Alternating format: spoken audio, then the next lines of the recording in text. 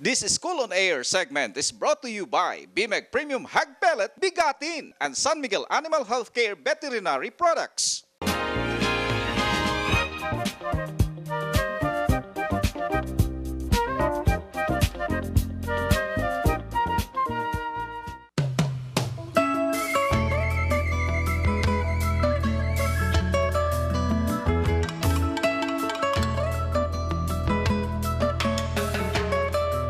Ang mga baktin nga maayo og timbang paglutas. That means ang ihang anay maayo mo lima sa iyang mga baktin, maayo mo hatag gatas. So kung gikan na siya sa anay nga ingon ana, no? That means taas og chance nga iya nang maliwat pod kung nahimo na siyang anay on her own, kusog pud siya mo gatas, kusog pud siya mo hatag og baktin, daghan siya mo anak, angay sa himuong anayunon. So imo tanawon not only ang ihang breed but ang record. Kung wala na kay makuang F1, kung F2 ka na gali, di na pure, nahaluan na og laing breed, posibleng anak na siya sa Landrace Large White og Durok, di ba? So F2 na siya karon.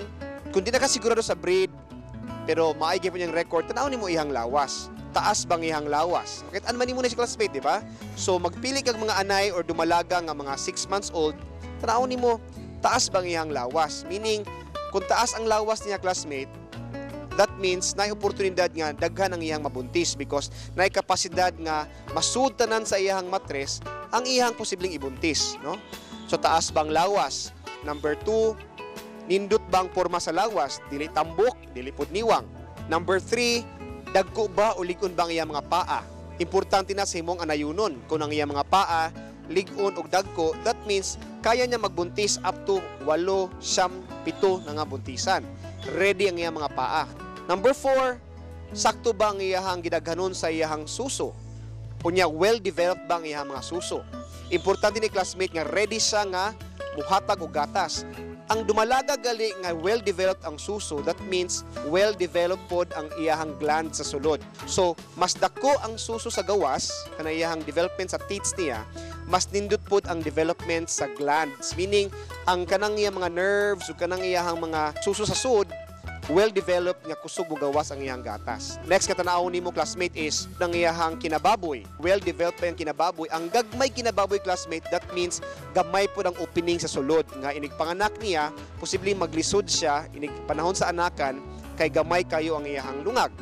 Mga anak gali dagko, bisag average lang, maglisod panganak imo ang mga anay. So dakong problema na, no? Kung dili kayo well-developed ang vulva or ang kinababoy sa imong mga anay. So dumalaga pa lang, tanaw na nimo nga maayo ang development sa dumalaga sa iyang kinababoy, unya wala naghangad. Next nga tanaw nimo classmate sa imong pilion nga dumalaga is ang iyang temperament, no? Inigsud nimo sa iyong babuyan yan, namili ka karon og baboy, tanaw nimo kung kani mga babuya ba kung duulon nimo maayo bang behavior, meaning kalma, dili irritable, because ano nimo makit-an kung unsa pud sila sa ilang mga baktin. Ang mga dumalaga gali or kaning mga 3 months or 4 months old nga imong himong anayunon, inigduol gali nimo irritable, reactive kay sa imuha, tendencies di po na sila kayo buutan nga mga nanay. So kinahanglan tan-awon nimo nga kalma lang sila, no? Dili daling masuko, nya dili irritable. Next na tanaw nimo classmate, tanawon pud nimo classmate nga ang ilahang tubo eksakto. Kung di ka kapay kamamutan og unsay sakto nga tubo, dapat na kay guide nga kung siya 50 days old, inani ang timbang, 70 days old, inani ang timbang. Usually, kung dumalaga classmate, dapat din na siya minus sa 120 kilograms kung nasa sa mga 6 months or 7 months siyang dumalaga, no? So, ang dumalaga gali classmate, kinahanglan sakto ang iyang tubo. At 6 months or 7 months old, di siya minus sa 120 kilograms. Pwede siguro 110, but sa mga baboy ka nga paspas tubo, 120 kilograms. Nga naman nga, di man ka mupili og baboy nga himuong pabuntison for less than 120 kilograms. Kana mga gagmay gali nga mga anay classmate. Number 1, gagmay sila nga anay, di pa na mutubo ilang mga anak, kaya di man sila may mutubo. Number 2, di pa ready ang ilang development sa ilang lawas. Meaning, kung di pa siya hamtong ang iyang lawas, that means ang iyang matres di pa pod hamtong, di pa pod mature, ang iyang susuhan di pa pod mature. So tanan dili mature. That means kung mubuntis man siya, tungod kay di pa mature, ang iyang glands, ang iyang hormones, di po siya muhatag og maximum nga daghan sa baktin, di siya muhatag maximum nga paggatas. So apektado ang imuhang pagbreed. Apektado ang imuhang first batch. Lugi ka na daan sa imuhang first batch kay dili pa mature ang imuhang anay. Mature ang anay kung nana siya sa timbang ng 120 kilograms, una nimo i-breed for the first time. So pasar siya sa specs, physical specs, obserbasyon nimo, pasado siya, tanaw nimo karon sa iyang record. Kaning dumalagaha nga akong palitunon, gikan ba siya sa anay nga daghan silang gipanganak? Gikan ba siya sa anay nga maayo ang timbang nila pagpanganak? Gikan ba siya sa anay nga maayo ang tubo tanan pagpanganak? So that means daghang gipanganak, daghan ang nalutas, unya maayo ang timbang pagkalutas, unya as they grow older, maayo ang ilang average daily gain. Meaning pag abot nimo og mga 4 months, wa siya muminus og 85 kilograms, so 80 to 90 kilograms, at mga 4 to 5 months, 5 to 6 months, nasa mga 110 to 120 kilograms. Meaning, sa iyang pagdako, maayo ang iyang tubo. Very important din sa pagpili sa imong mga anay. Maraming klase ng baboy. May mabagal lumaki at may baboy na alaga sa BMEG Premium Hog Pellets. Mabilis lumaki, mabigat, kaya mas malaki ang kita. Kitas! Lamang ka dito. Palit na og pagdaog sa BMEG Lamang Ka Dito Raffle Promo. With accumulated 25 kilos of BMEG feeds, may chance kang mudaog og cellphones, laptop, flat TV, Yamaha motorcycles. Sa Grand Draw, upat ka Mitsubishi Adventure ang papremyo. Palit na! Sa BMEG Feeds, Lamang Ka Dito. Lapit na birthday ko! No problem na. Mabilis to. Pasukan na! No problem. Bigatin to. Bigatin ng pamilya pag naka-BMEG Premium Hog Pellets. May kumpleto at balansing nutrisyon para ang alaga mo'y mabilis lumaki, siksik sa laman at di sakitin. Ito'y hango pa sa high-quality ingredients. Kaya lahat ng pangangailangan may kasagutan. Ma! Papakasal na kami! Bigatin pa yan. BMEG Premium. Bigatin! Unsa ang mga advantages nga makuha sa mga namuhi og baboy kung pakan-o nila ang baboy nila sa BMEG Premium? Importante gyud kayo nga sa foundation feeds mag-premium gyud ta, no?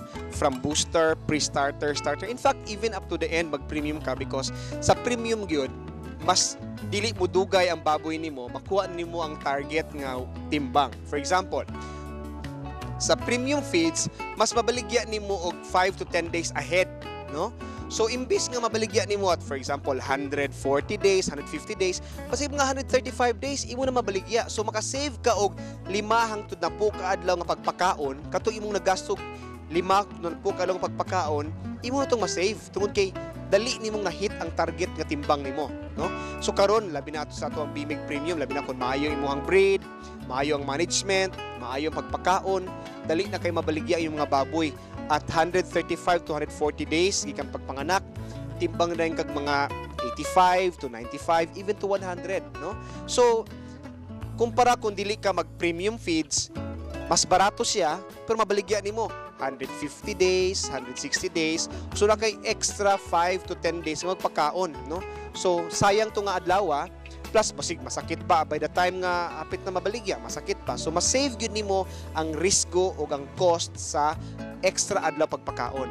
Plus, kung sakto to ang start sa feeding, pagpanganak, booster feeds, pre-starter, mas ligo ng nutrisyon pagkabata pa lang nila, mas maayo ang iyang foundation.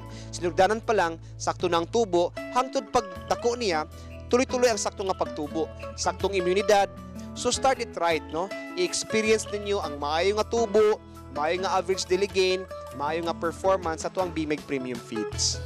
Diya sa inyong tagsa-tagsa ka mga barangay, mga kalungsuran, ang atong mga BMEG dealers na adiha mapangutana na ninyo, makatabang ka na sa inyo ha, dako alang sa inyong mga pangonsulta, mga technical assistance nga gikinahanglan pinaagi sa atong mga technician. Ayaw kalimot nga sa matag area nato natin mga BMEG technicians, natin mga San Miguel Animal Health technicians, kung may mga pangutana sa pagalimag baboy, manok o unsa pa, natin mga technicians nga trained nga atong mapangutanan. Okay, classmate, walay mo palta next episode. Thank you so much. For technical assistance, text na sa tanong mo, i-text mo sa BMEG SMS Hotline Service 0922-999-2634. For additional technical assistance, please log to www.bdasmeg.com. This School on Air segment was brought to you by BMEG Premium Hog Pellet Bigatin and San Miguel Animal Healthcare Veterinary Products. Lapit na birthday ko! No problem na. Mabilis to.